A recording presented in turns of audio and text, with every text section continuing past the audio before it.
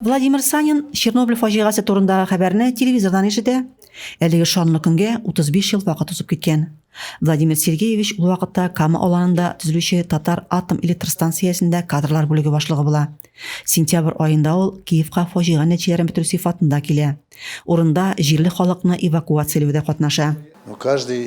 Онда булган һәр кемнең сәламәтлеге какшады, бигрәк һәлакәтнең үзәгендә эшләүчеләрнең авария нәтиҗәләрен бетерү өчен кешеләрне бөтен илдән җыйдылар. Хәрбиләр, шулай ук пешкечеләр, табиблар, төзүчеләр һәр кем үз өлешен кертте, ди Владимир Санин. Владимир Сергеевич бирдә бер ай була, кире үз эшенә әйләнеп кайтканда, онда да реактив зонада булу чагылышы булмый калмый. 1988 елны элекке ПМК 106 Сельстрой организациясында эшләйдем. Ondan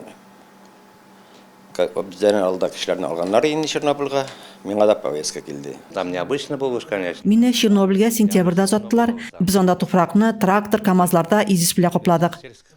Зәй районыннан фаҗига нәтиҗәләрен бетерүдә 97 кеше катнашты. Бүгенге көндә шуларның 37-се генә исән. Алар барысында Чернобыльчеләр берлеге иҗтимагый оешмасы берләштерә.